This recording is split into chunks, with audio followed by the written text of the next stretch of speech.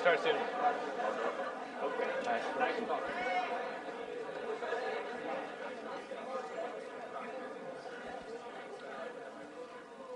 All right, everybody, thanks for coming. My name is Aaron Iba. This is David Greenspan. David Greenspan? Yeah. We're running the 6370 competition this year. We're glad you can make it.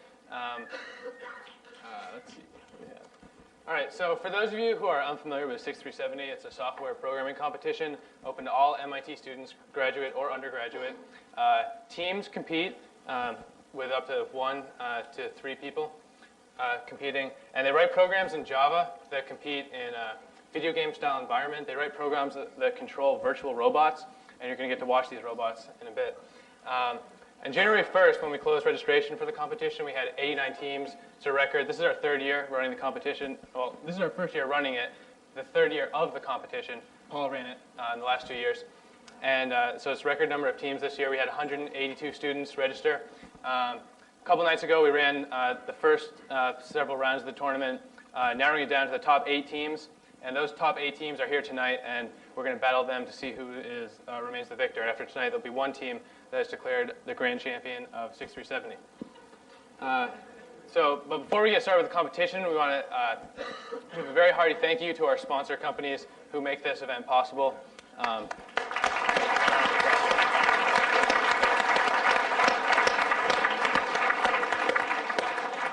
So we're going to hear just a brief word from each of the companies right now.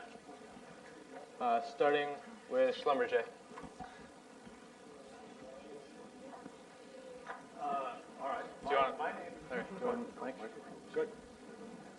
My name is Larry Schwartz. My job is to manage university relations for Schlumberger. I just wanted to say that we are very happy. I think this is the 3rd year that we have been one of the sponsors of this event. Now, Schlumberger is a company that has a very low public profile, especially for a company its size. We provide technology and services to the oil and gas exploration business.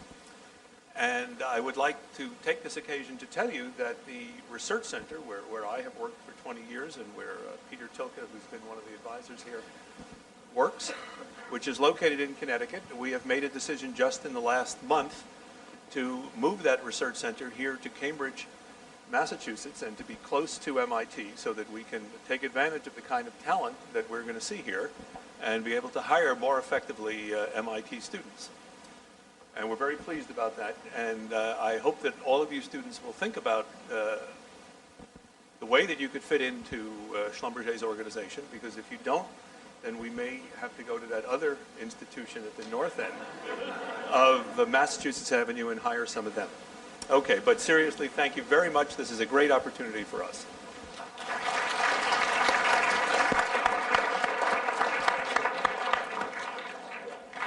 Okay, now we're going to hear from IM Logic.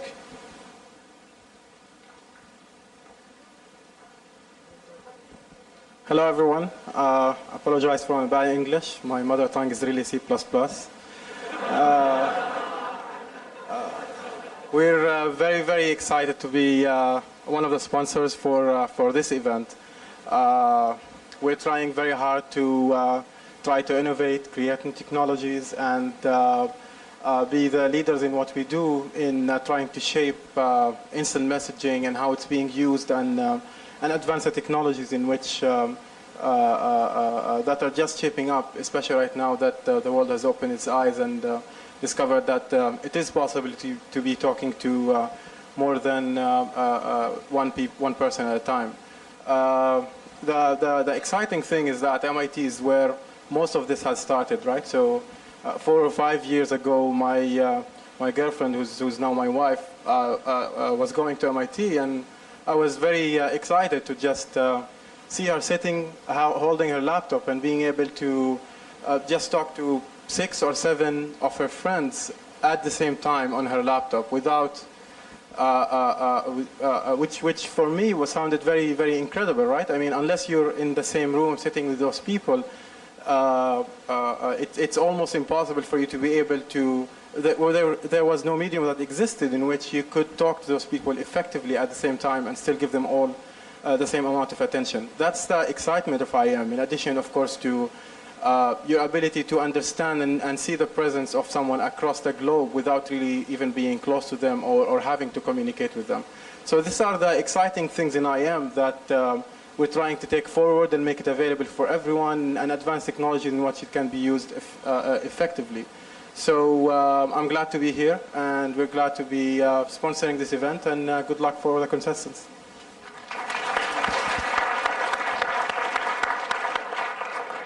And now Vecna. Thank you. I apologize for my attire. I was actually not going to be able to make it here today, and somebody else was going to cover for me at the last minute. My meeting ended a little bit early, and I hopped on a plane from DC and headed up here and just came in.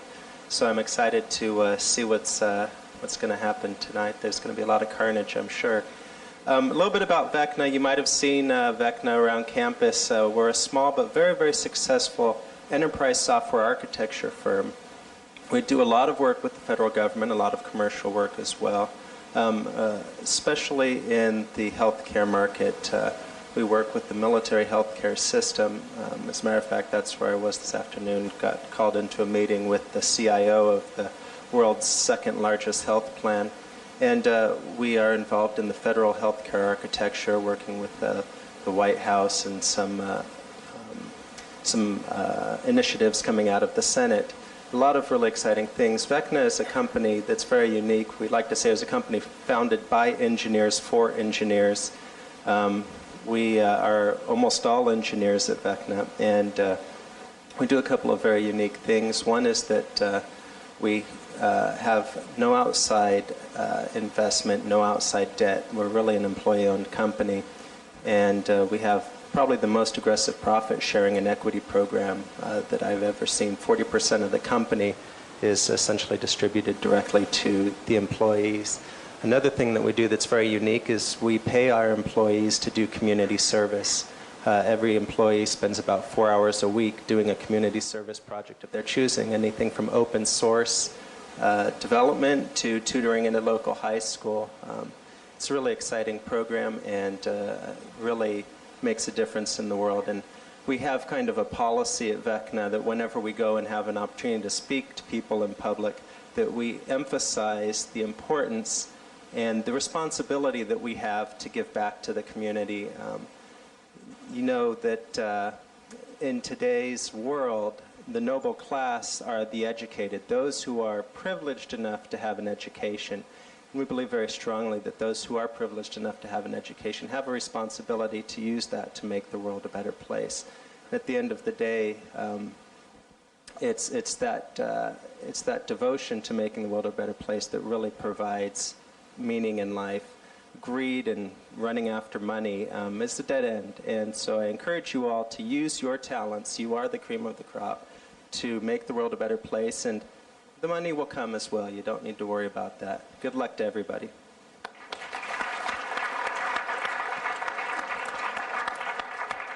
And now we're going to hear from our platinum sponsor, Google. Hi everyone, my name is Arthur Gleckler, and I'm a software engineer at Google. We don't really advertise very much. We rely on word of mouth, so if you don't know about Google, just look it up on your favorite search engine. You'll probably find us. We're usually near the top. We're here, to sponsor the competition. We're really enjoying it, and we'd also like to get a few of you guys to consider coming out and working for us. We have very interesting problems to work on a very, very large scale, more Linux machines than you've ever seen, ever. We have AI problems to work on, just interesting stuff. I can't even begin to describe. We also have great benefits. We have subsidized massage and free food 3 meals a day, and an annual ski trip, and which is paid for by the company for everybody, et cetera, et cetera, et cetera. So if you're interested, please let me know or send us a resume. It's a lot of fun, and I'd encourage you to come join us. And I think on behalf of all the companies here, I'd like to thank Aaron and David and Anson and Matt, the artist, and Professor Ernst for running this competition. So thanks very much.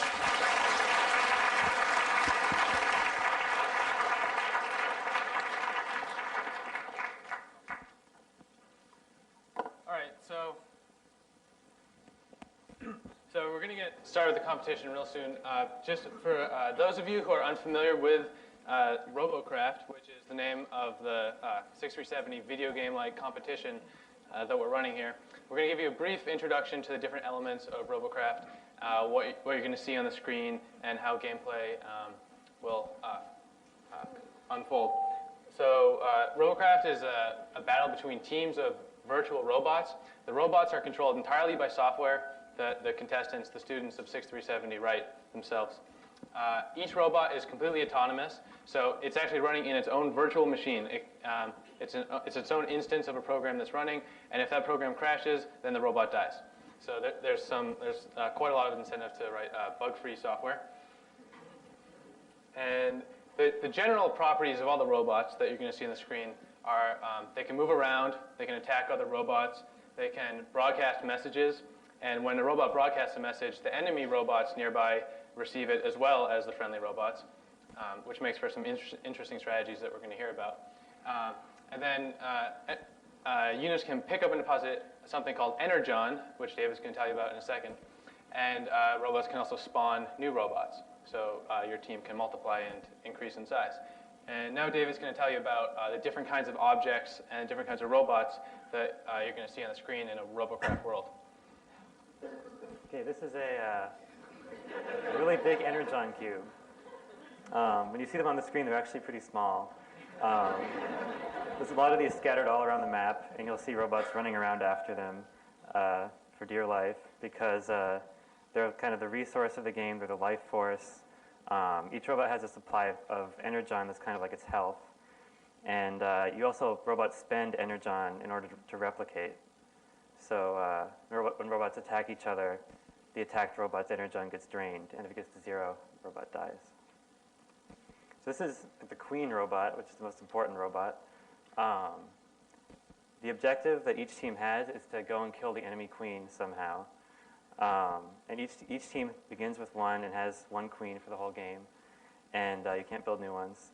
Queen is slow but powerful, has a really large sensor range, so you can basically see what's going on around it for quite a distance.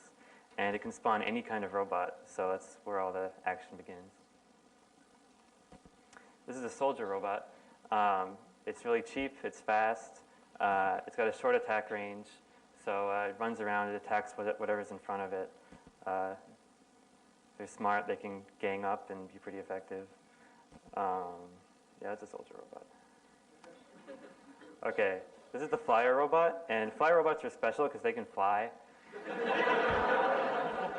So they fly over terrain that ground robots can't walk on, and they can fly over ground robots.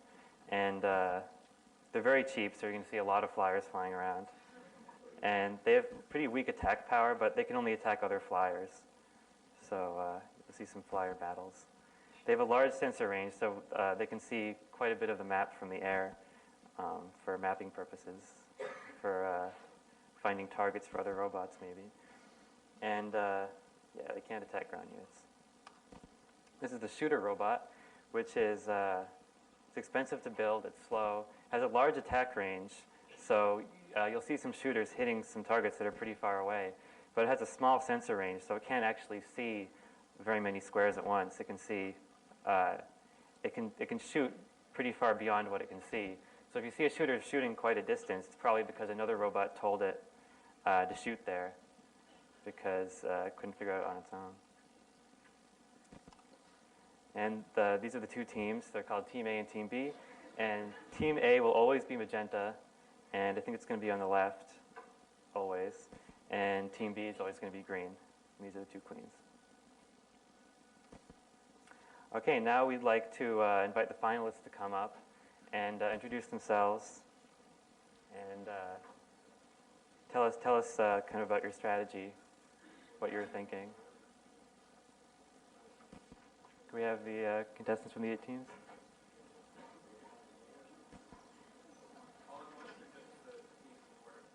Just all at once.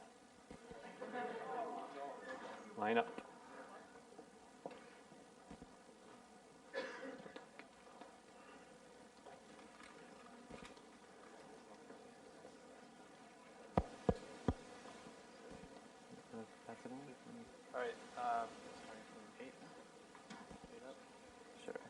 going to start 8 up. Team 57. You here? There you guys are. Hi, I'm Dan. This is Kevin and Alex. We're Team 57. We didn't realize we were ranked 8th, so that, I guess, makes us the wonderful, incredible underdogs that are going to really win or something. So our strategy, we have a few strategies where we try to take a lot of energon with our soldiers. We have shooters that try to build a wall around the enemy queen to contain them. And we have flyers that try to do information warfare, which is to listen to enemy broadcasts, change them around, and rebroadcast them. So that if the other robot doesn't check all its null pointers and array links, they might blow up. Those are our strategies.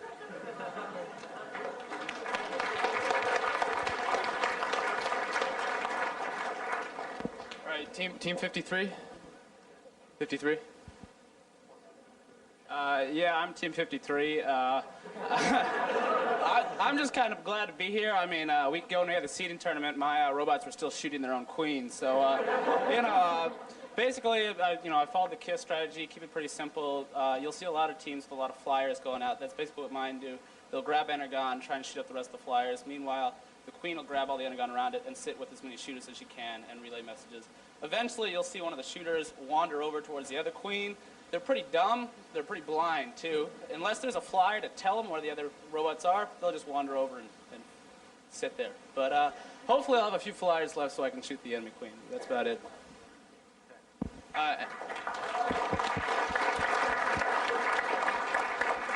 Right, and by the way, these ranks are kind of like seeding values for how these teams have done so far in the tournament.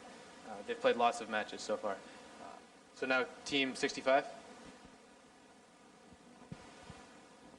So we do about the same thing that everyone else does. I don't know. We make a few shooters right at the beginning, try to build a map of what the entire map is, and then solve for the optimal path to find the energy that's near us, and then go out and attack them at 1,000 rounds or so and hopefully win.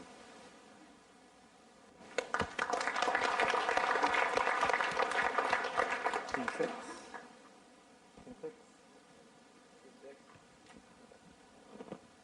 Hi, my name is Eric. This is my best friend and teammate Jordan, and we are Team 6. And we pretty much try to beat the other team to get to the next round. Was our overall strategy, which worked for pretty well. But we are in the losers bracket, so we still have to work out a few kinks in our strategy. Pretty much what we do is we try to capture the enemy's energon with our flyers first, and also get our energon with the soldiers, and then start building up a defense with the shooters, who hopefully can attack far away with our queen's help. And that's pretty much it. Thank you.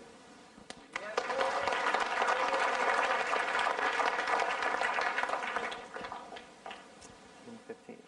15. Hi, we're Team 15. My name is Paul. This is Lisa. We're one of the few teams that actually doesn't make use of the flyers. We figured that we should just get to the enemy queen as quickly as possible and try to beat them before they can even have a chance to set up a defense or get to us. So we rely a lot on our pathfinding, and hopefully it will work well today. Thank you.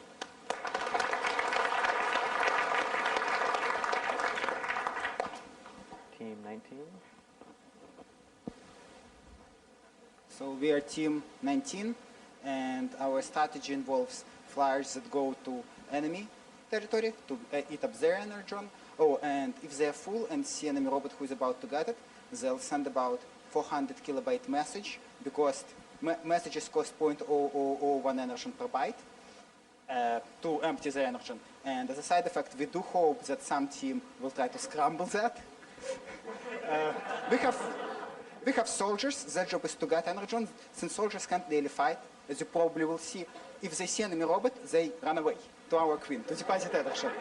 And then we have shooters. If we get enough energon, we'll build shooters. And shooters actually go in a diagonal line, most effective formation and try and attack. And that's about it. Oh, and I don't know Java. My teammate does, but he had a thesis, right? So if you see our robots randomly blowing up, Don't be surprised.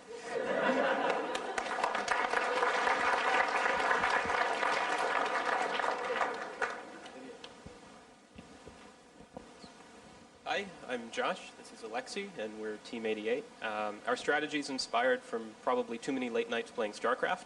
So it's MIT. I guess a few people here have had those late nights playing StarCraft too. So essentially, the Queen we felt was the strongest unit on the map because it has the greatest sensor range. So we built an army around the Queen and tried to optimize our fire control just to shoot everything else down as quickly as possible. And hopefully that will work.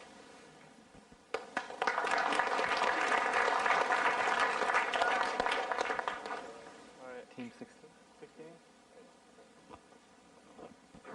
Hi, my name is John, this is Tom, and this is Brian, and we're Team 16.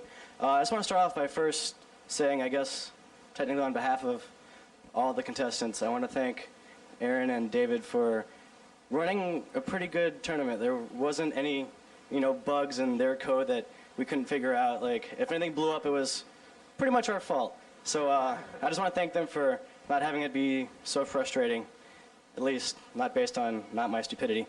But so our strategy is basically we go towards the other team and with our little quick flyers and follow their units around. And if their units ever try to pick up energy, we kind of yank it from them. Play a little song that says, haha. Actually, we don't play the song. But we just pick up their energy, and we kind of start surrounding the other energy to see if our team's going to pick it up or if their team's going to pick it up. If they're closer than our team, we pick it up. If not, we let our soldiers and shooters and whoever else pick it up. So ultimately, we hope to have more units than them, and hopefully we'll win that way. If not, we have some shooters around our Queen that will hopefully not be so stupid and kill the other enemy that's coming towards us. So that's our strategy. Thanks.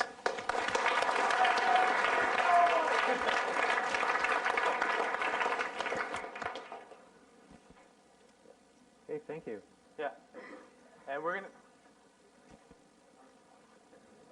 be calling the teams down as they play the matches to possibly comment on their strategy as it's in action.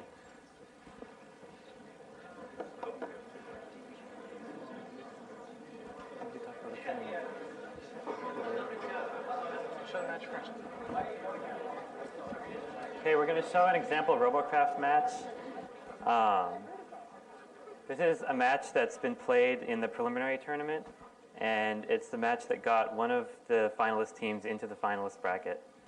And we're going to show this.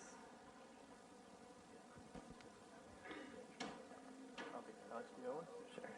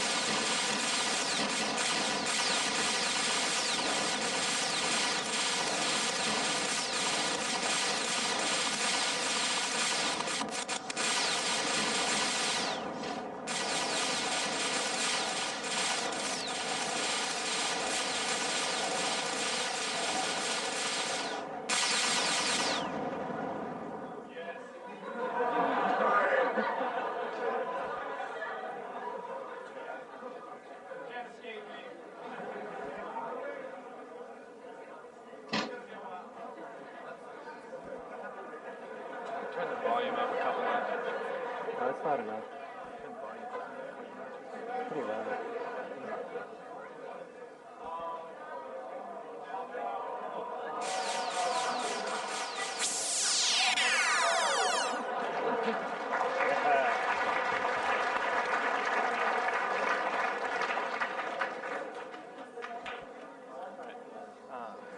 That was Team 53's ticket to the finalist round.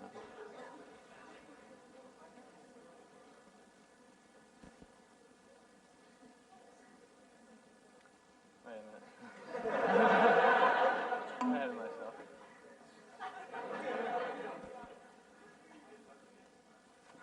Okay, I'm going to talk a bit about the tournament. The tournament bracket is the beginning of it anyway, on the projector over there. And this is a double elimination tournament. basically means that you have to lose twice to be knocked out of the tournament. And the way this works is there's a winner's bracket, which is all the teams that are undefeated, and a loser's bracket, which is all the teams that have been defeated once. And if they're defeated a second time, then they'll be knocked out of the bracket and moved from the competition. So there's a ranking over there, and this is based on the preliminary rounds that determine the brackets there. And the ranking's actually going to update during the competition, so you'll see teams moving up and down. And the bracket's going to update as new matches become possible, as it becomes clear which number is playing which number. So, like the teams in the loser's bracket lost once in the preliminary tournament on Wednesday, and the winner's bracket teams are undefeated. And so the tournament today is going to be run on a new map that we created for the final tournament. And the final match is going to be run on an additional map created just for the final round. Final match. Okay, time for the tournament.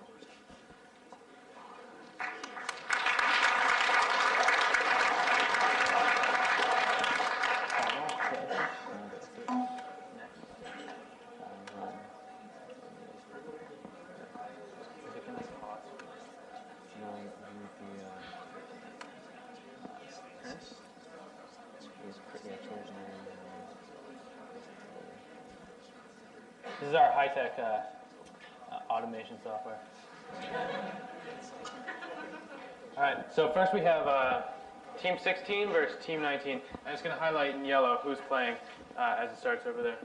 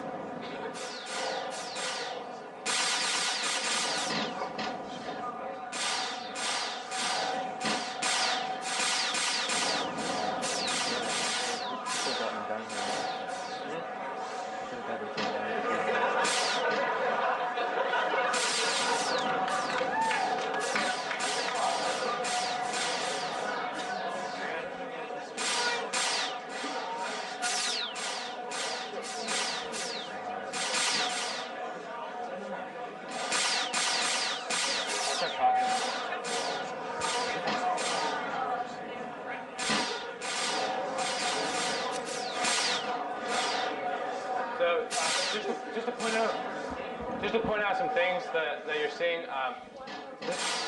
This round number this round number in the corner here, we stop a match after 6,000 rounds. If no team has won by then the winner goes to the team that has made the most progress with ground units towards the enemy queen. So if you have a ground unit close to your enemy queen, then you win after 6,000 rounds. And you can see the counter increasing. I guess so. This looks like it might take a while. We're gonna have the teams talk about what their strategy is doing, what's going on. So could Team 19 and Team 16 come down? Okay. So Team 19 in the lower right corner. Agree, yeah. So this match will probably take 4,700 rounds. Reason being, our soldiers collect energy, get back, give it to shooters. Do you see shooters making a diagonal line? Right there. Shooters are the guys with the flyers on top. Flyers spot the targets for them. And flyers are really competitive. If flyer sees a shooter without a flyer, it will get right on top of that. If it moves over for a second, another flyer will get the shooter. They fight over them. After 3,000 rounds, diagonal lights starts moving. And we should look like we'll have about 8 shooters there. They can take out about 16 enemy shooters in diagonal formation. Except our shooters are somewhat stupid, but probably it won't be a problem. We hope so. We don't know. You never know until it's over. Team 16? All right. So as you can see, our strategy has failed miserably. We think our problem was the initial flyers are one before it started making an army of them, which is all we have left. it followed their flyer around for a while instead of doing its own thing. So what ended up happening is their flyers stopped all of our guys from getting the Energon, and now we are left with just a couple of shooters and the Queen defending. What they'll probably do is just keep making copies of themselves and standing around the Queen, awaiting certain doom. So,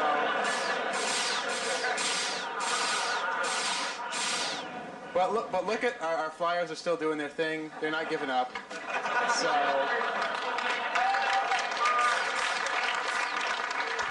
Yeah, their flyers are much smarter than ours. Ours don't really react to enemy flyers. We didn't have time to program them. They just try to collect Energon.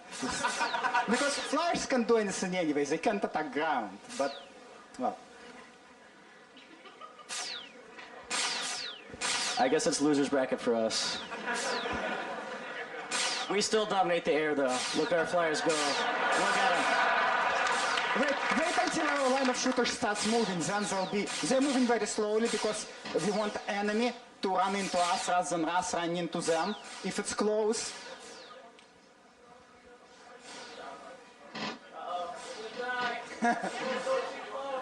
Okay, so.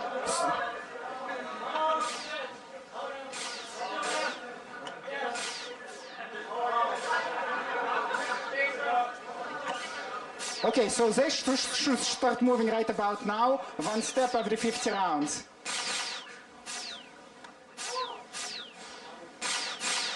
And the wall in the middle will cause some pathfinding problem, but should be nothing we can't overcome. Josh here, my teammate, has written a very good pathfinding code. Took us a while, but he has it.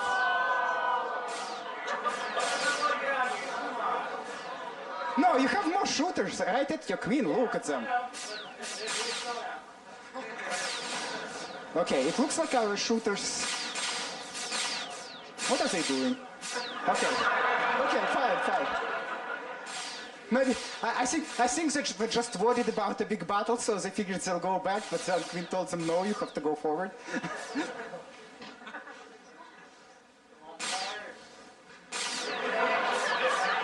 Oh, and by the way, soldiers, they really should just stop there because then they can make slightly more energy. If robot does nothing, it makes a little bit energy. But we didn't have the time to code it, so they right now try to get to our Queen's position. They can't because they're right next to Queen, but they're stupid. But they do keep dropping energy, so Queen can make more shooters. You see, it made one more shooter, fly got on top of it, and now it will try to catch up to the wave if soldiers let it through, which they aren't programmed to do. Good luck, shooter. Also, you know, I thought that we should make some defense, like a shooter that's made at this point should not try to catch up to the wave just in case stray enemy soldier comes. So I think it might have unintentionally worked. Soldiers that will prevent the shooter from leaving. All right, so right now, our shooters are just kind of sitting there, waiting to defend. At a certain point, they will actually go out and attack. But for right now, what I'm doing is I'm kind of praying that there will be some sort of no-pointer, and his Queen will blow up, and we'll win anyway. That's what I'm hoping for personally. I don't think it's going to happen.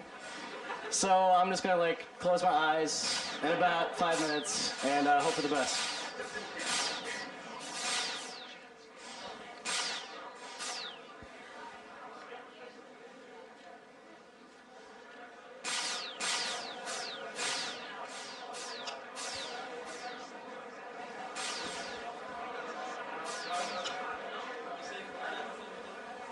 Yeah, it should be 4,700. Well, I guess I was wrong. It might not be 4,700. It might be almost 5,000.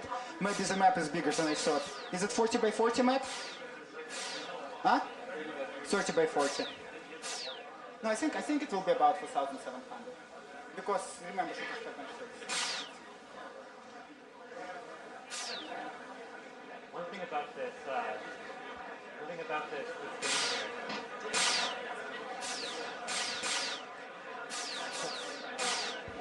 One thing about this game here is that it's actually, the frame rate's running really slow right now. And that's because there's all these flyers on the screen, and they're probably doing a lot of processing and not yielding very many rounds. Yeah. So other matches are going to go a lot faster. Well, with yielding, might be technical, but I can explain. Because you give a bonus for yielding, we really wanted to make sure we don't miss a round. That's why we have a thing called fast block, which checks if we have enough bytecodes left to run more computation, and if not, it ends the round. But after reading that, we figured, well, we never have to end the round in other code because fast block will end it. So they don't yield until the end. It's not intentional. It just was easier to write that way. Sorry. So what Dim was referring to was we only allow, as I mentioned before, each robot on the screen is its own instance of a Java program running by itself. We only, the way we distribute processing power among the robots is that we give each robot a certain number of bytecodes per round.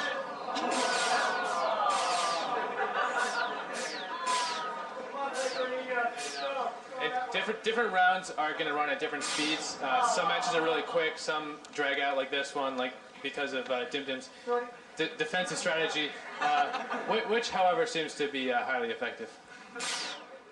And right now you'll see that probably will be a point on a lot of matches. Since the magenta shooters came without flash on top of them, they couldn't see our shooters. So they were shot before they could see. Now the shooters near the queen, they will see our shooters, so we expect a battle there.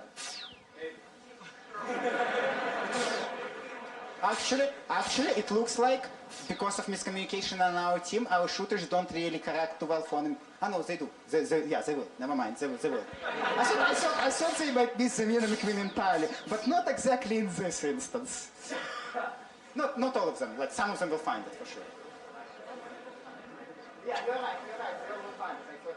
Well, hopefully, the match ends in about 1,200 rounds, and we'll still lose anyway, because the tiebreaker is actually the team with the closest unit to the enemy queen. When time runs out, wins. And looking at their little line of ground units and looking at ours kind of close to our queen, we're probably going to lose that one too. So, yeah, I guess whoever we're going to be playing in the losers bracket, I hope we do a little better. Uh-oh. Here we come. Take them out. Take them out. They're a little out of range here.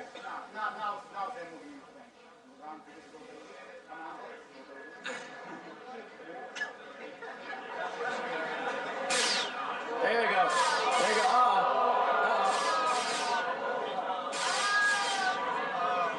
Yeah, take him down.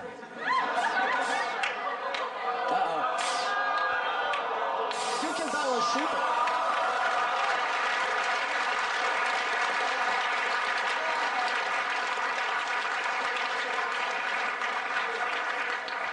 At least we took one down with us. That's all I gotta say. It was our best shooter too. So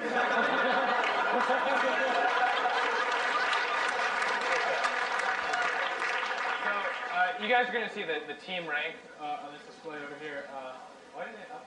All right, now you see Team 19 in blue from WBO1 because they just won. And now we're going to go to WBO2, Team 88 versus Team 15. So if you guys want to come down and explain what your teams are doing.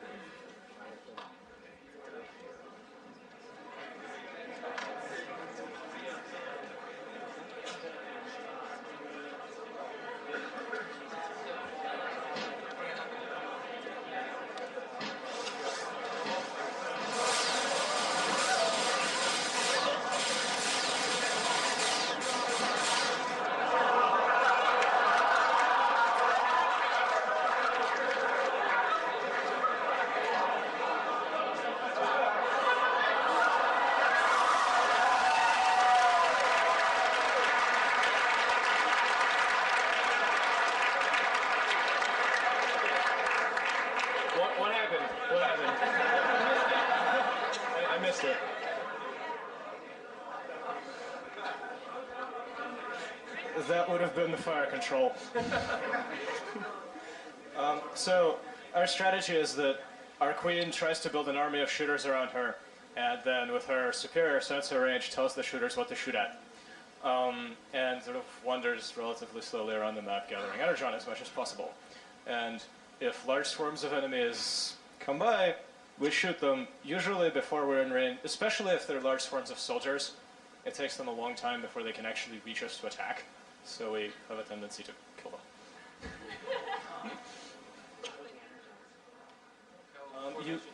Yeah, so we actually have a fairly rigid formation. Every shooter knows exactly where it's supposed to be, and it tries pretty hard to be there, unless there's an obstacle in the way. And one of the things that allows us to do is that the queen can manage the unit's relative healths. If one unit is very healthy, the queen orders that unit to give some energon over to the queen, then the queen takes it. If the queen is much healthier, the queen distributes energon to unhealthy shooters, so we keep an even amount of health throughout the formation to prevent one side of it from getting lopsided and dead. More importantly, to prevent one shooter from getting full on health and being unable to pick up energon that it sees. So, you may also have noticed that we lost one of the shooters. It got stuck. Our obstacle avoidance code could use some improvement. Just briefly, yeah, so apparently our rush failed. They were able to build a good defensive unit of shooters, and they just took us all out. We hope we can do better against the next team that we go up against.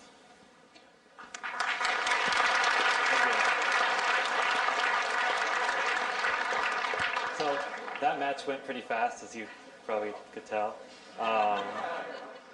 That's because there's probably a lot less bytecode running going on. With all those flyers doing all that computation, it kind of slows down the whole system because it's running a lot of bytecodes.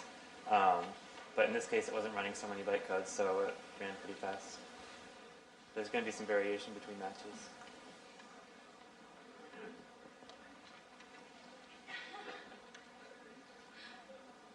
All right, now we're going to the losers bracket to play Team 53 versus Team 6. You guys want to come down?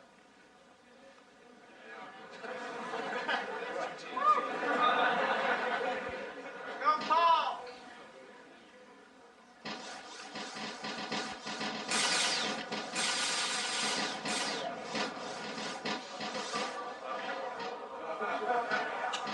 Oh. Oh no.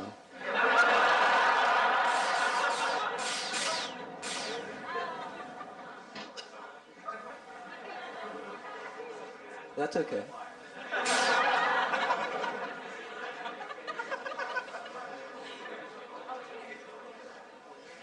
Okay, the dudes by the queen are giving her energy. Oh. Okay, here comes the attack. Uh-oh. Okay, oh no. So, this is going to be really bad since our shooters don't shoot unless there's a flyer over them. So, they're just walking to their death.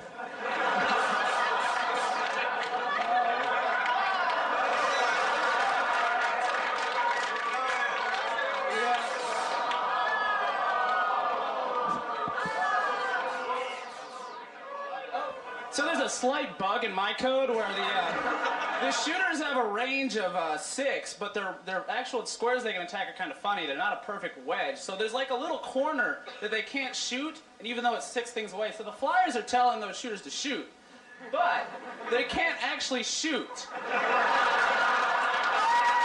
they're going to sit there for a while. If we're lucky, we'll get another shooter to come in and do something. I'm not betting on that, though.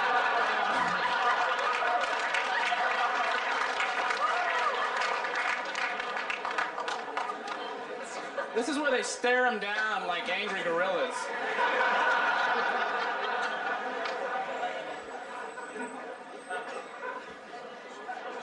Yes.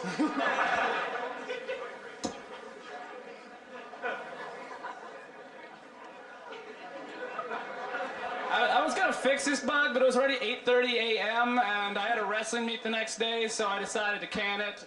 Yeah. Oh well.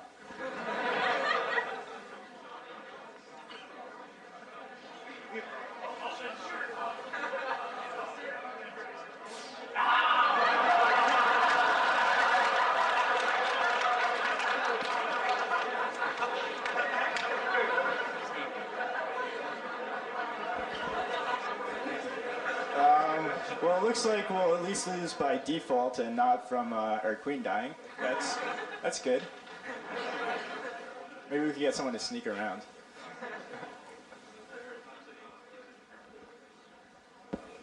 It's been a real good run.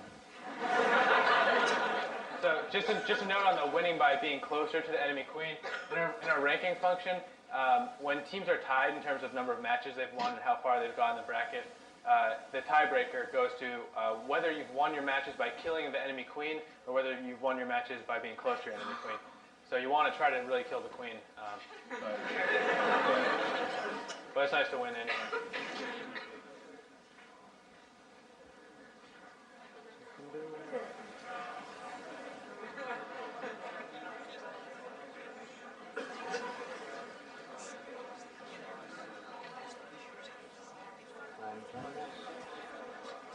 So the flyers are actually sitting there because they need to broadcast a clear signal to the shooters once they actually kill the thing, because the shooters can't see anything.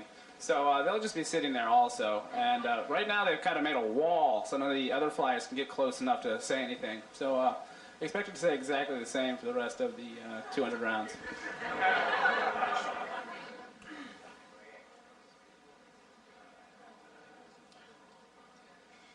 At least I get the cool tie graphic where they all shoot the enemy queen at once.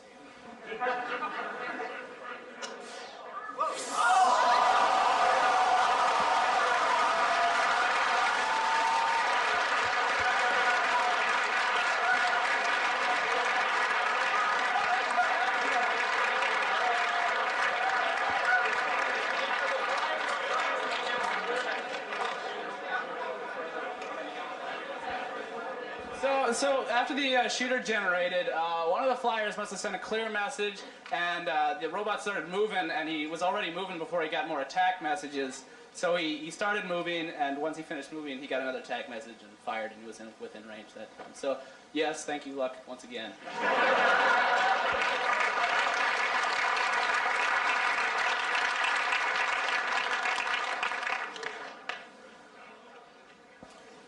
All right, Team 57 versus Team 65, second match of the first round of the losers bracket.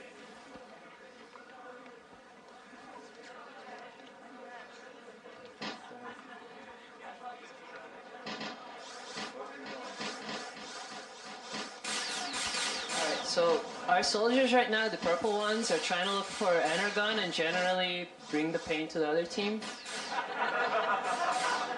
And the problem with soldiers is that they're generally pretty weak.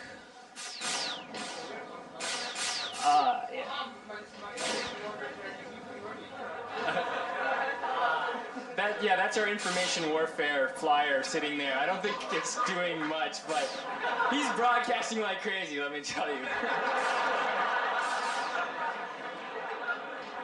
So as you can see now, our units are moving towards theirs. They wait until about round 1,000 after they've gotten, some shooters together and decided they're ready to do something, and then they just kind of march in towards the enemy units and, using that pathfinding we did and hopefully send the units in before the queen.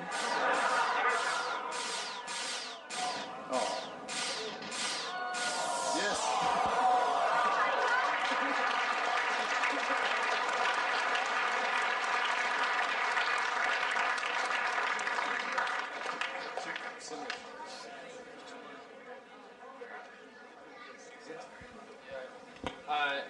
Now the two teams that lost in the winners bracket are going to go to play the winners of the previous two matches in the losers bracket. So we should be doing Team 16 versus 53. All right, Team 16 and 53. Want to come on down?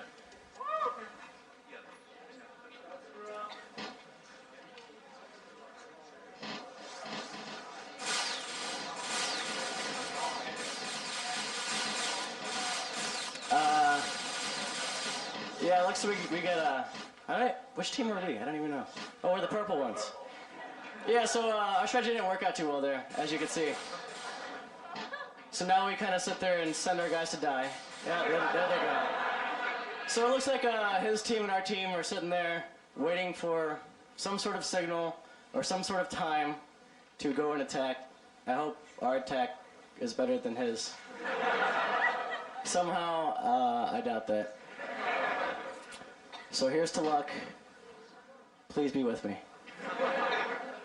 Yeah, my guys will wait till they charge up on Energon before trying to make some stupid run over there. Luckily...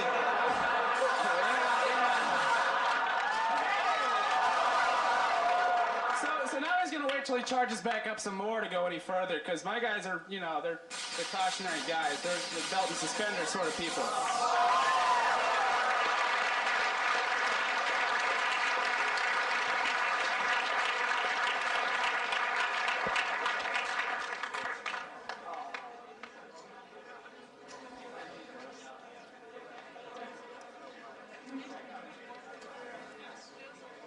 Okay, now we have Team 15 versus Team 65.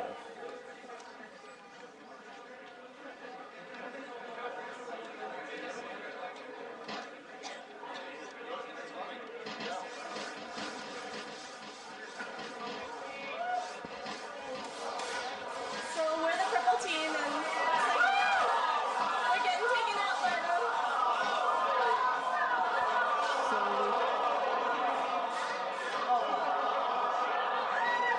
So we managed to hit the queen a few times, but unfortunately it wasn't enough. After maybe 3,000 rounds or so, we might be able to spawn another duo pair to go after them, but I don't think they will be very successful, unfortunately. So we got pretty lucky there.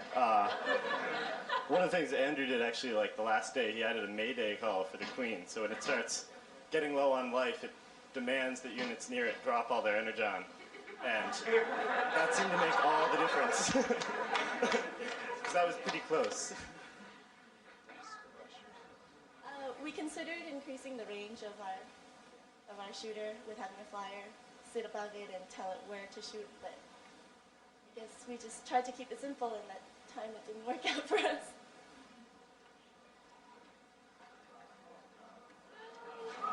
Yeah, it's not looking too good for us right now. But the queen will try to run away. Unfortunately, she's kind of in a corner, so she won't get too far.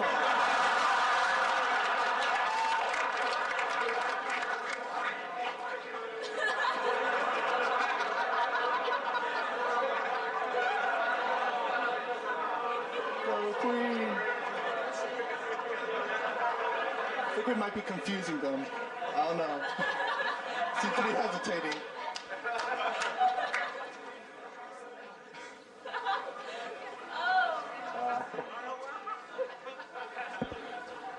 So our code recalculates a path to their queen every time their queen moves.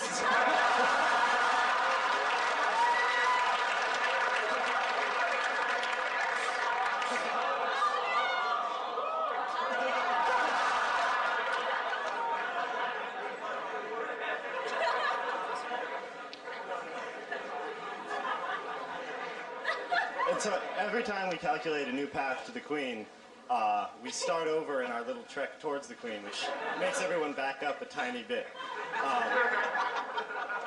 So I guess it's random whether or not we get to attack them many more times. We'll see.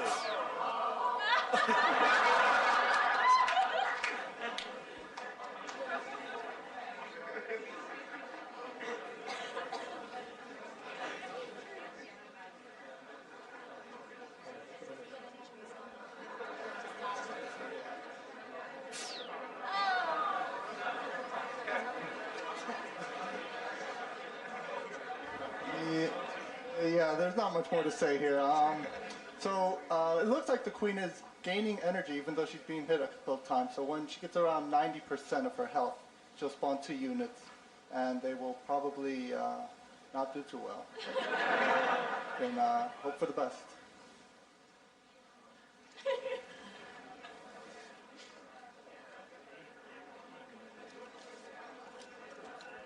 Clearly, we planned on confusing the enemy, and it's working out pretty well for us.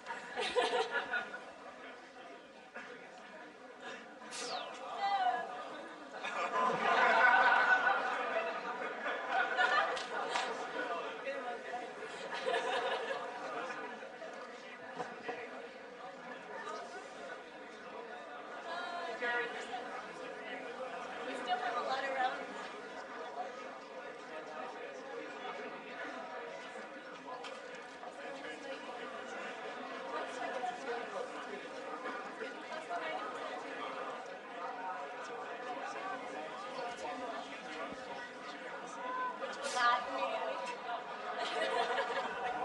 So at 90%, you'll see 2 units spawn, a shooter and a soldier pair. And unfortunately, they'll both have 1 health, which, yeah, won't be very good. Yeah, it will stop you from moving.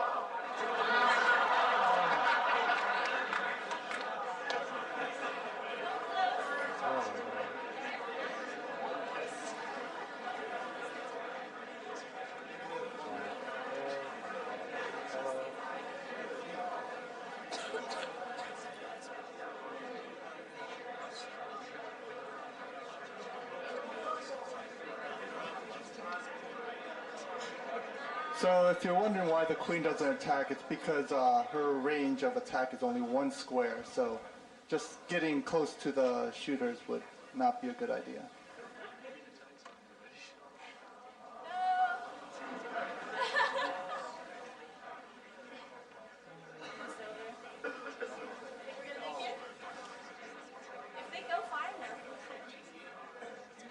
It's possible. 500 rounds left. It's almost over, but hopefully the queen can spawn 2 quick units, get them close to their queen.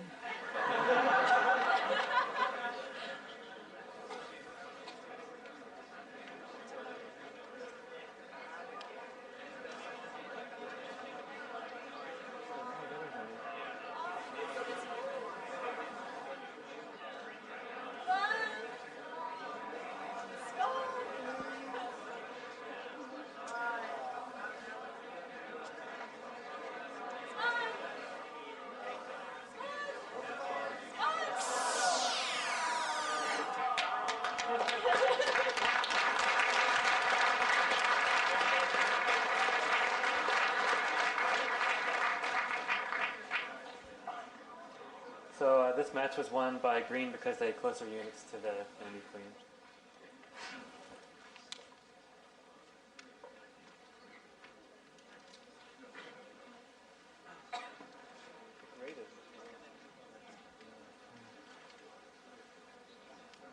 Okay, now we're playing LCO1, Team 65 versus Team 53. 65.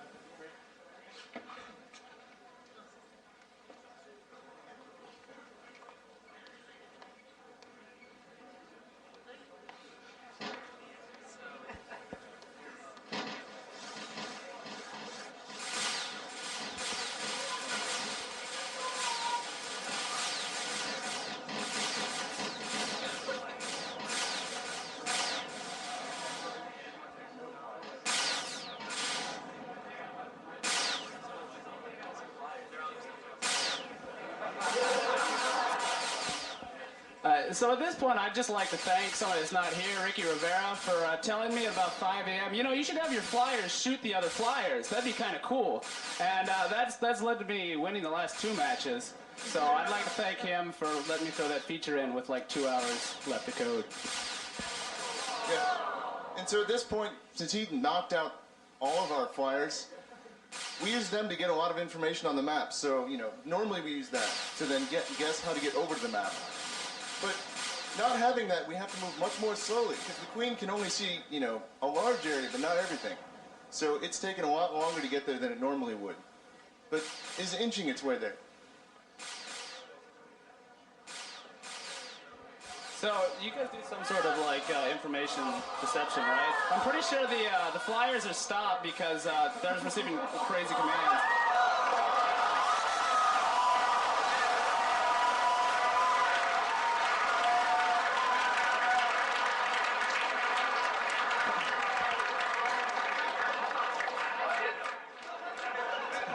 So just to explain how that beautiful, beautiful attack happened, was our queen could not see their queen, so it couldn't tell our shooters where to attack. And our shooters completely rely on messages from either our queen or other flyers. to tell them where to attack. So they knew where the enemy queen was, and that's where they were going. But they could see one unit right above the queen. They killed it. But our queen can't see their queen, so our shooters never knew to attack it, and they just walked right on in.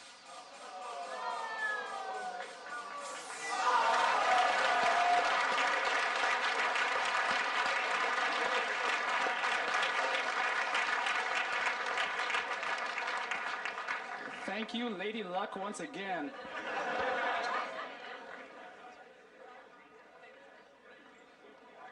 All right, now we're going to go back to the winner's bracket to play two teams which are so far undefeated. We have Team 19 versus Team 88, so far undefeated. One of them will drop into the loser's bracket to play Team 53, the winner of the match we just saw.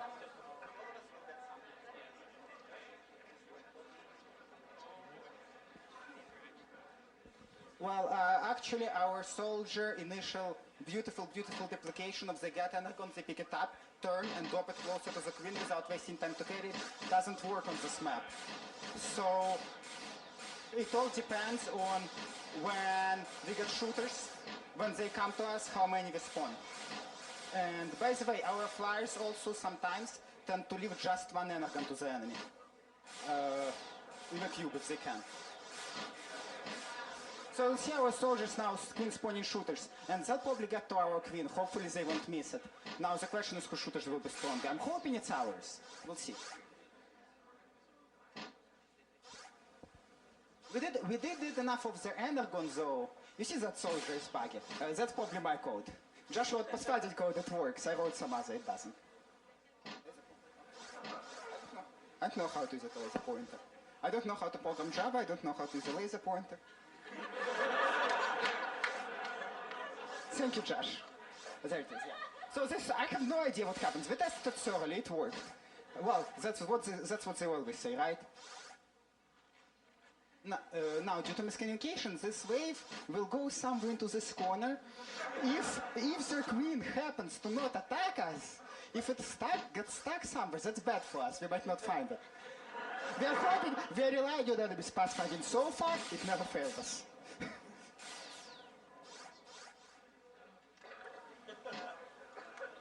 Okay, looks like we are doing enough on the number of shooters, because those soldiers, even though they went back early without energy, well, except these guys have energy, but they got stuck. Oh, yeah, go. Oh, but because of the wall of shooters, he can't get back really, so he gave just his energy to shooters. Oh yeah, by the way, if you notice, the other team mentions that the shooters are smart. If they are full, they give energy to queen to replicate more, or replicate themselves. We also had that plan. We had that in text file, honest. Didn't have time.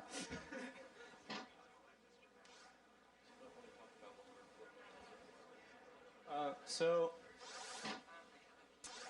one of the components of our code that does not cause me very good pride is our ability to avoid obstacles.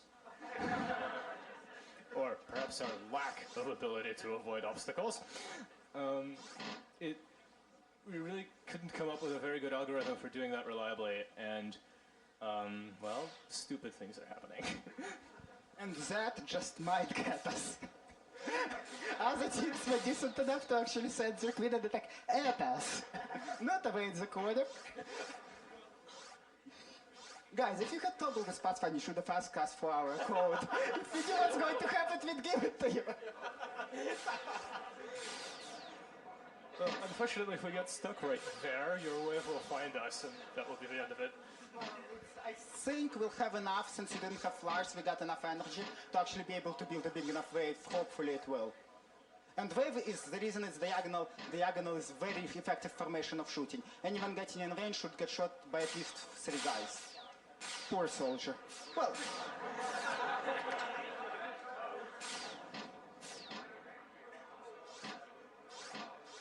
Oh, and our wave won't be as effective because we have obstacle right here.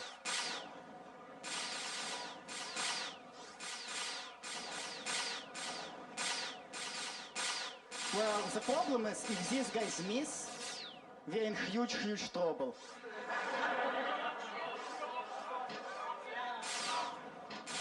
Hopefully they'll see us and they'll come after us or something, otherwise we'll lose.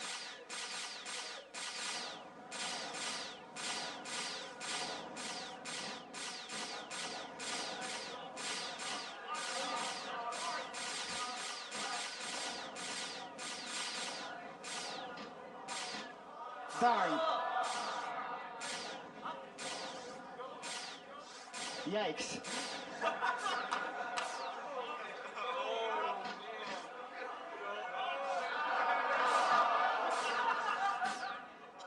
Come on. Yes, go. Kill him. Yes. And then the queen. Does the queen spawn another shooter? Oh yes, we have a shooter.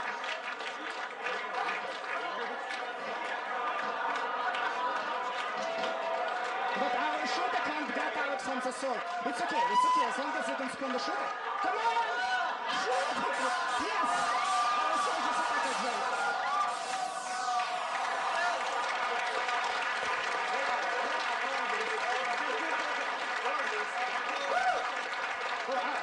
Our soldiers, even though they're stupid and try to get to our queen even closer to God, even though they can, they're right next to it, they do attack adjacent. Thank you. If not for the shooter, what? Yeah, if it had one shooter, yeah. Right. So team 88, stay down. Okay. Yeah. Okay, so you get the microphone and sure.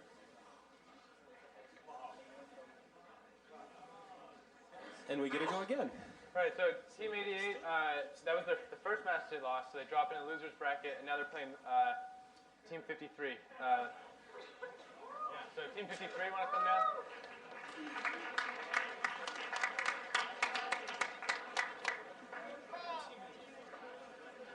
All right.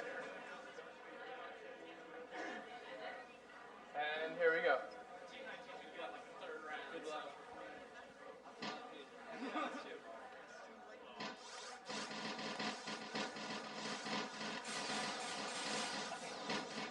So my prediction for this match is he will take out all my flyers within the first about 1,000 rounds, and then I will die a slow and painful death.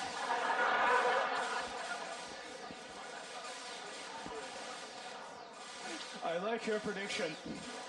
Unfortunately, it already didn't come true.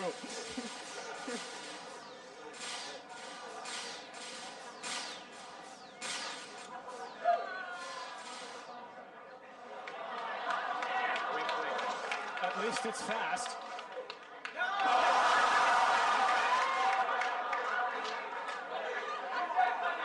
That would be our obstacle avoidance.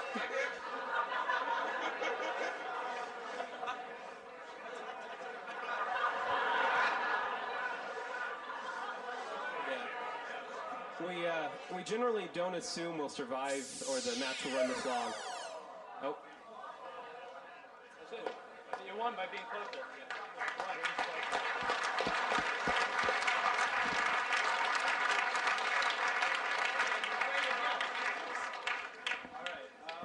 So this will be especially interesting. Oh, it's a different map.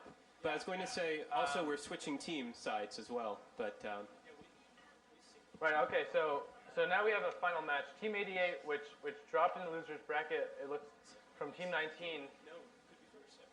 Now won the losers bracket and goes on to play the winner of the winners bracket, which is Team 19, which knocked it into the losers bracket in the first place. So these teams are having a rematch, but remember we have we knew this was a possibility from the previous tournaments. So to prevent watching the same match that we already watched, we have prepared a special final map.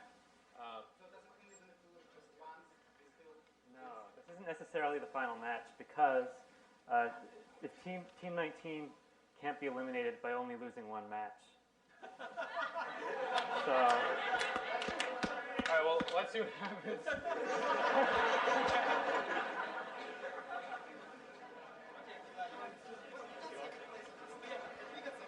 All right, 88 versus 19, take two.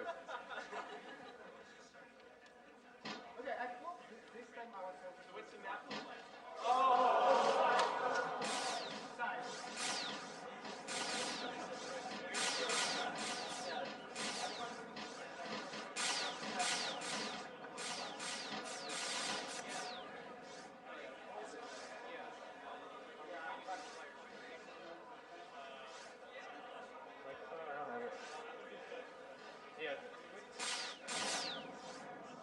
even though we knew the side map was going to be a possibility, we were so low on time that I had on my to-do list make a map with queens on the side and test it, and I didn't. So as you can see on our sides, they're kind of somewhat stupid and like don't get them in the corner, and the other team will get it.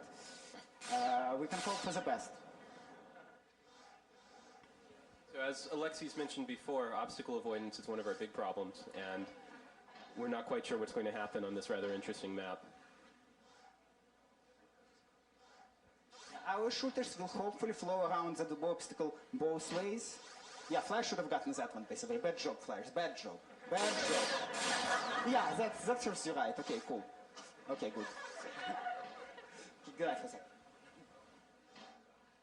It was the other to make flyers more efficient, assuming enemy is efficient at collecting energon, which is if a fly sees energon adjacent to the other fly, it doesn't pick it up because it figures the other fly will get it.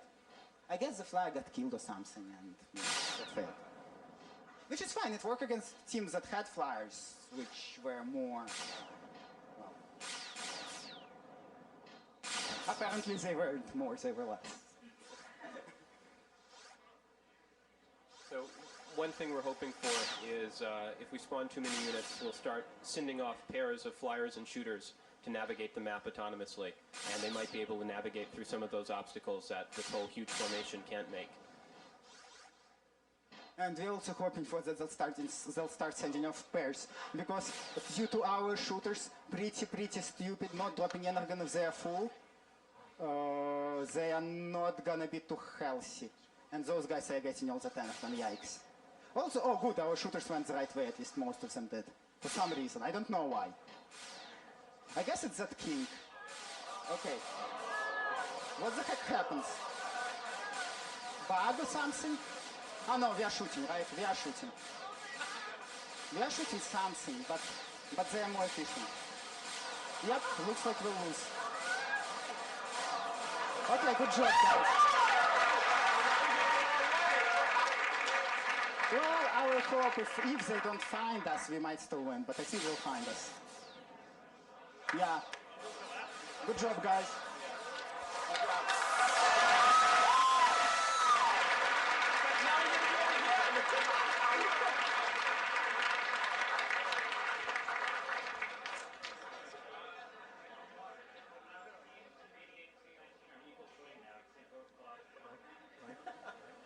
Yeah, this is an interesting situation. Team 88 and Team 19 both lost exactly one match. What we're going to do is run the same final match. In a match, matches are completely deterministic given a random seed, because each change the random seed. Okay. Each team is given a random number generator to use in their code. So I think, for example, on Team 88, from speaking before, you said when you hit a wall, you decide 50-50 chance whether you go around to the left or to the right. So that randomness is seeded, or in other words, it's a function of a certain number that we choose for the map file. And so if we ran that match again with the same random seed, the outcome would be the same. So what we're going to do is run that same match on the same maps, which is, by the way, completely symmetric across the vertical axis. So it doesn't matter which team is on which side. We're going to rerun that match best 2 out of 3. Best 2 out of 3, picking random seeds from the audience. So the audience... Switch sides as well, if you would. It's completely symmetric. Okay.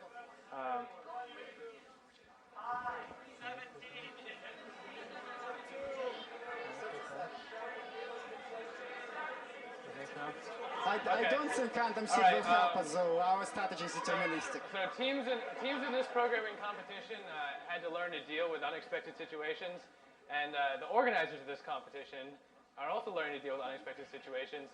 So we're making a slight modification to our tournament software right now. So bear with us. Does someone want to give a random seed? How about? I'm sorry. We'll take it from the sponsor companies. Is it random seed? Okay. Arthur, do you have a 6370? Okay. Do you want to? Is that good? I think we may have used that one actually for already.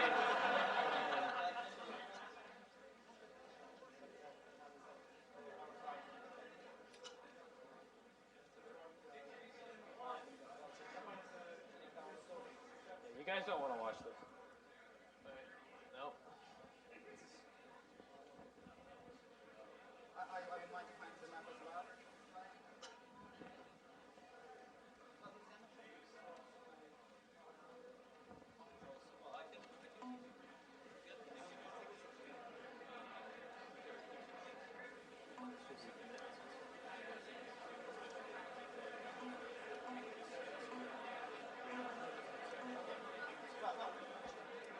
It says here.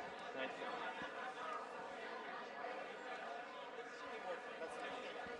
I agree.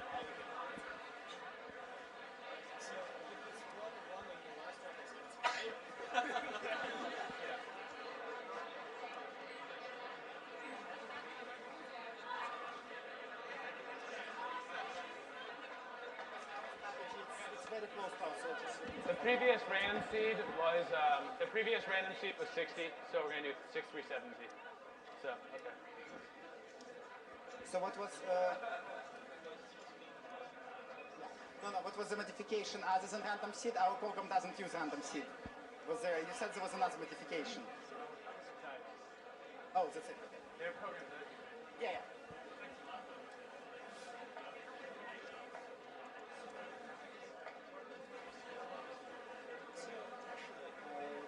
Soldier number, which is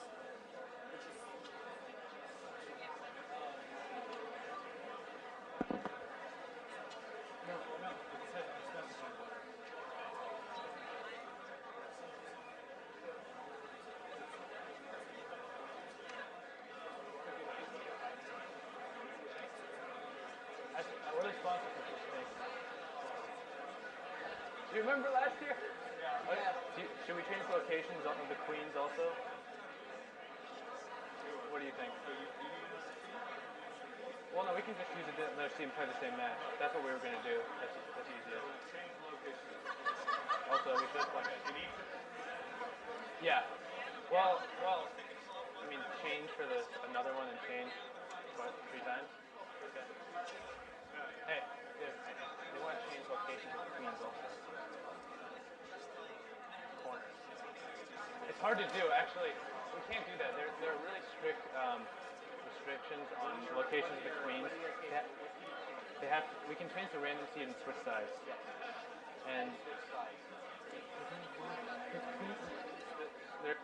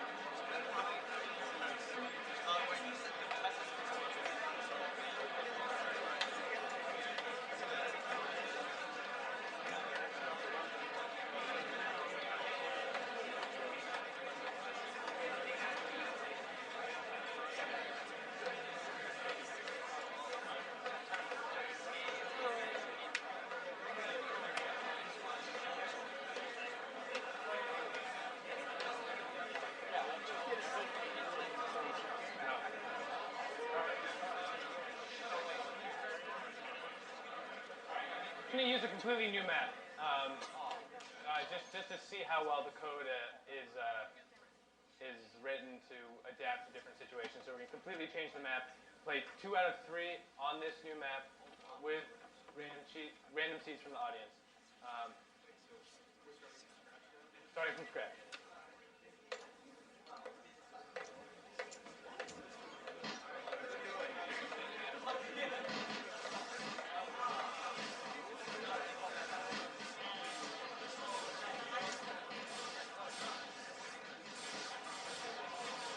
Okay, it looks like some bugs hit us here, so we don't have as initial replication strategy, but we'll be okay on the Energon, it looks like, I hope. Wait, why? Oh, by the way, our flyers don't collect Energon on our side of the map, because they more or less rely on enemy flyers, since enemy usually sends flyers over. At least we thought most effective teams would, so they'll get a lot of Energon there. But they might get stuck up. Their queen can get stuck on some of the map features. We'll see. It will be interesting. Good luck.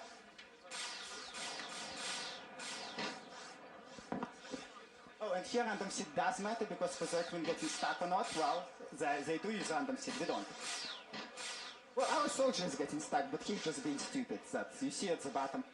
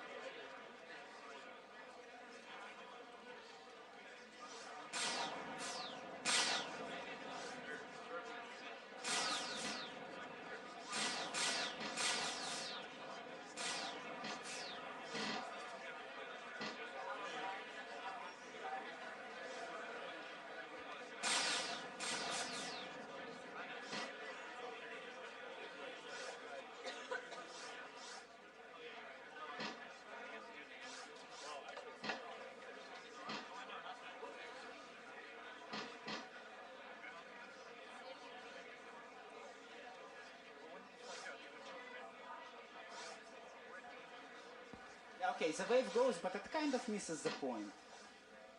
Since, well, I think the wave was like the last couple of hours effort by Josh. Since I don't know Java, I can't help.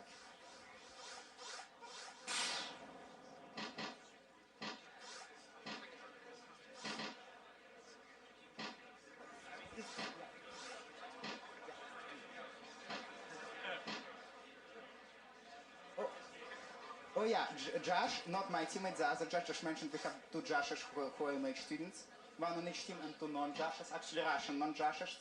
He's Russian too. Both I think came to US 13 years ago, but I don't think we've met before. Who are not, who are PhD students. Huh?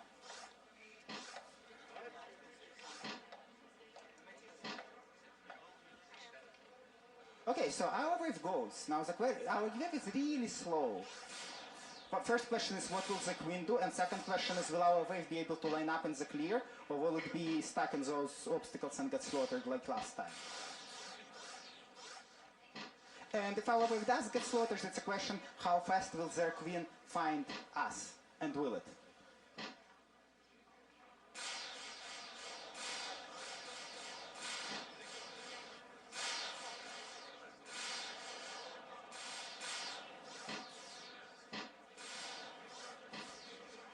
I see. Yeah, Alexei says that the reason they kill off our flags is to speed up the game.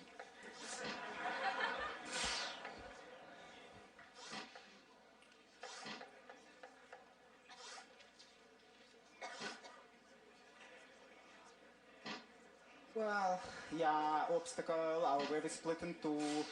We'll see what happens.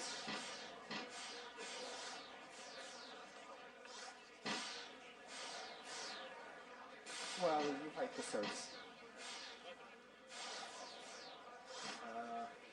Oh, you're saying if you have. Well, your shooters are more charged up on energy, so if our shooters lined up a diagonal, we'll probably win because that's the more efficient formation. If they're not, we won't. Josh, but our flyers are not getting on top of the shooters. Well, the two top shooters, you see, something is buggy there. Also, even if we do get somewhat stuck, as long as they don't find our queen, we are likely to win, because we'll probably have Robot close at us. Okay, here's the big battles, good luck. Can't avoid the big battle now, no place to run, no place to hide, but you can kill us. No, but Brave is half the speed of the queen, so queen won't have time to get that way. Okay, die. Yes. Only two guys, unfortunately. Shoot our fly, yes. Yeah, the queen is too far away. We have flyers over shooters, but if queen has a really big army, it can sense the edges. Like, queen has sense range of 8, shooter has shot range of 6. I'm glad our wave is slow, though. I changed it to 30 last time, but that change didn't make it. I upped the speed, but the change didn't make it, which is lucky for us. A few other changes didn't make it, which is unlucky for us. Okay, run away. Sit and sulk in the corner. Yes. Oh, okay, you're fighting the bottom part of our wave. That's lucky for us. Yes. But it's close enough that with different random seed, no one knows what will happen.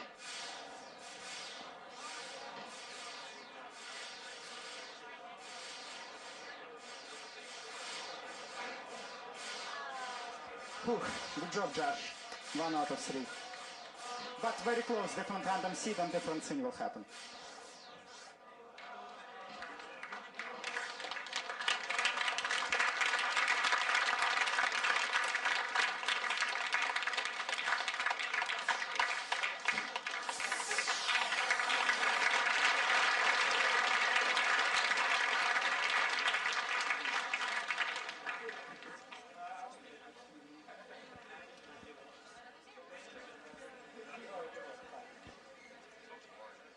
I wasn't sure we'll make it with this code to the finals today.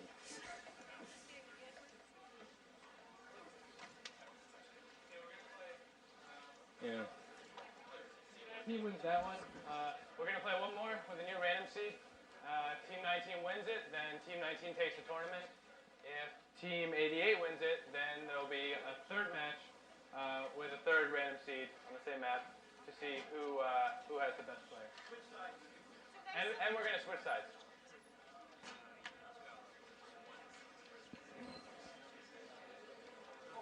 After the tournament, we can find a lot of maps to see who really is the best team. Well, it depends on the map.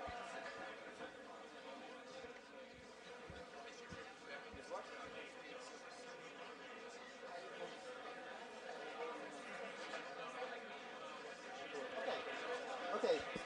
You'd like to play against us?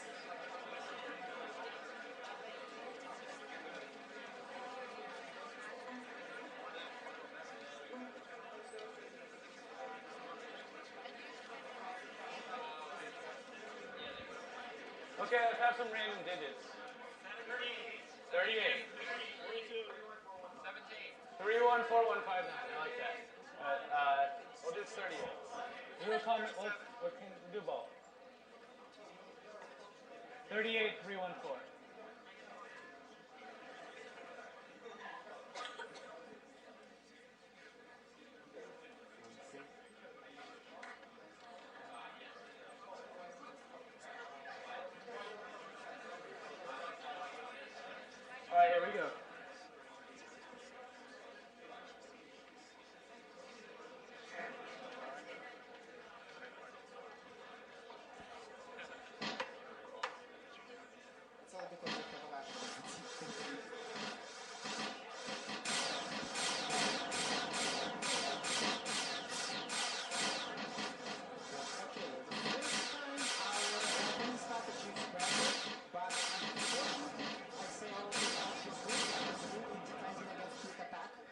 because yeah, so our strategy last minute changes were to defend better against quick attack because we expected that. But somehow all the quick attack, fortunately, got broken up by great team 88, so we didn't have to face too many. Because initially our soldiers stayed out for much longer, but last minute change was make them go back quick. We were worried about fast attacks. And I don't have a good feeling about this right now because we left all the Seneca. Well, it could be that our Seneca cubes now have 0.01 energy due to our flyers.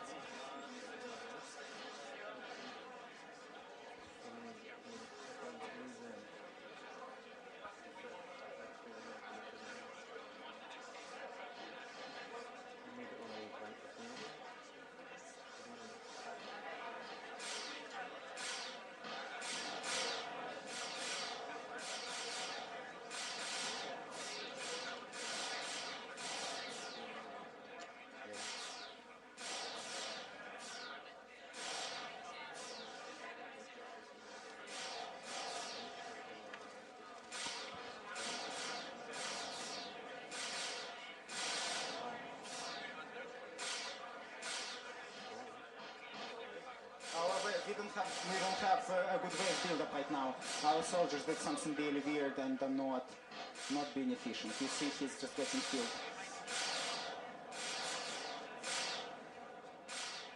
Huh? Oh, I see. Your queen can either go up and then it might get stuck, or go right and then it might get stuck, or it will go up and won't get stuck. Okay.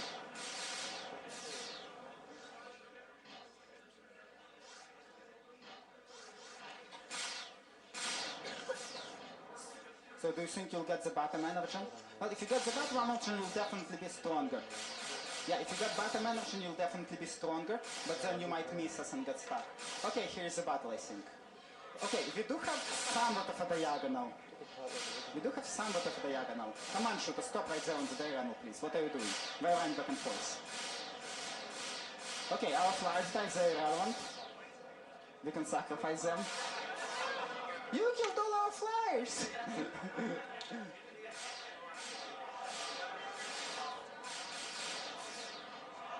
Okay, come on. Is this a string shooter and shoot?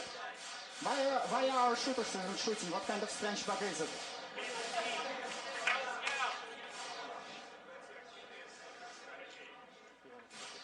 I don't think I've seen that bug of ours before that our shooters aren't shooting.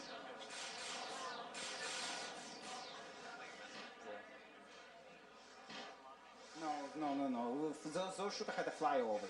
We should have shot. There was no way who didn't shoot.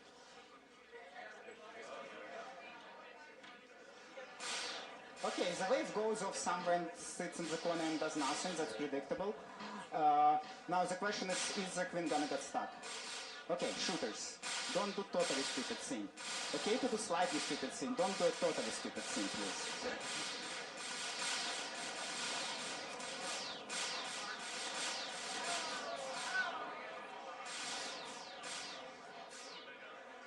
Well, unfortunately our shooter wave kind of passed.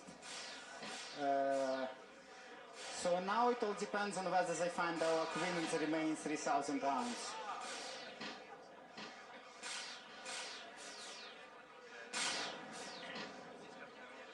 And they're hoping they'll get that energy down there, so am I. Because they have many shooters, they'll kill our queen if they go for it.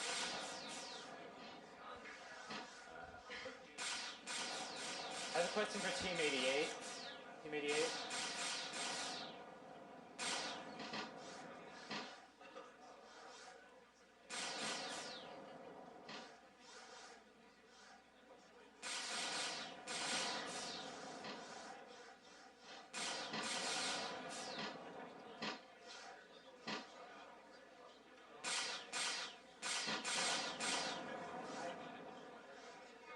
Team 88. What? Why does your queen get within range of Energon and turn the other way and like buzz away? I suspected the same things that our shooters don't shoot. Our pathfinding algorithms are very strange because we didn't come up with any very good ideas for doing it.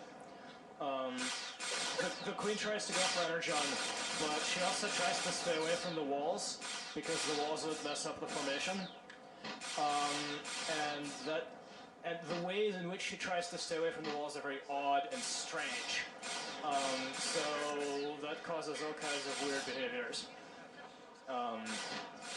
Including going after Energon and then suddenly turning around and going back and then suddenly turning around again and... Okay, I think you guys won. Good job.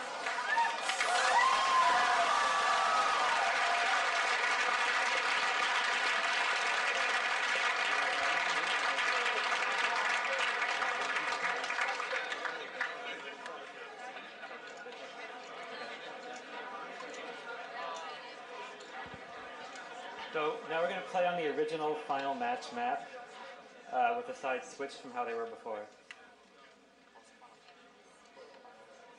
This is going to be the final round, determine the winner.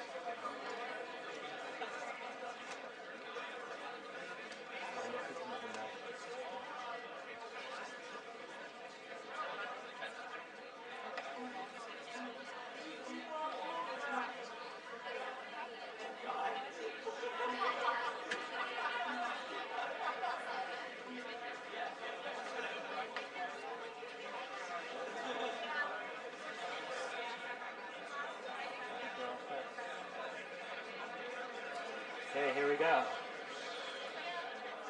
No more tiebreakers after this. This is the very final match. This is for real. No more tiebreakers. We call this map Death Valley, and we're playing again with the side switch.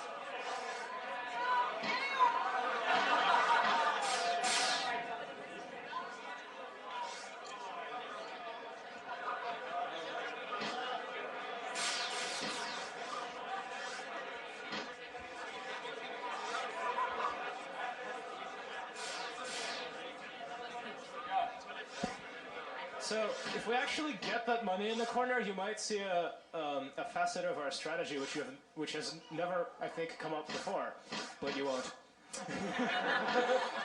So right now our formation is full, and pretty soon oh crap, maybe not.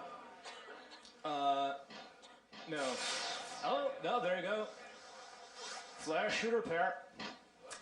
Which will go after the enemy queen, but right now it has 0 health, and it's going to stay that way, so it will probably die a horrible screaming death.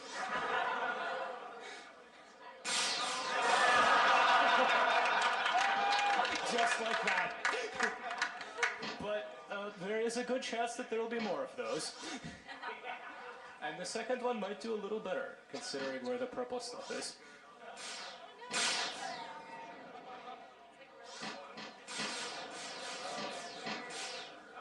Ouch. Ow, ow. Ooh, yes.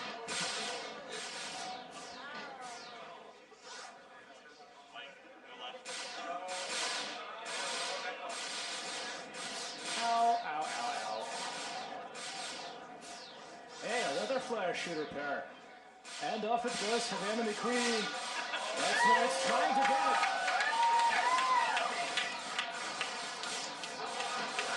But I think it shows the wrong path.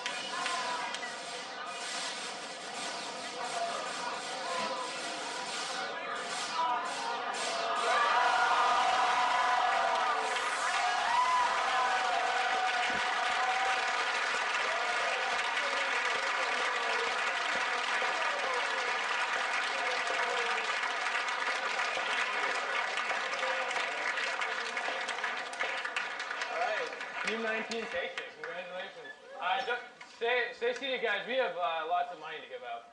To the contestants, sorry, not to the rest of the audience, but we do want to award the team. So we're going to start with the Google prizes.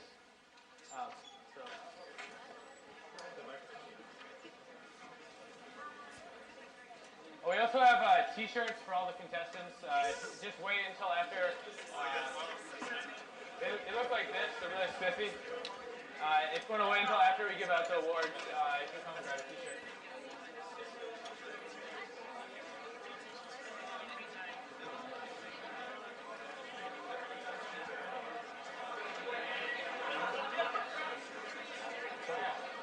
Oh yeah, sorry.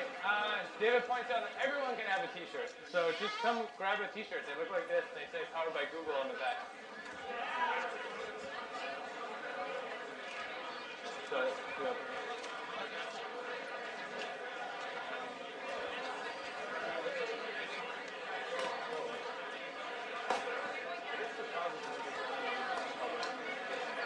Yeah, you can grab a T-shirt. Yeah, we will send. You guys work it out.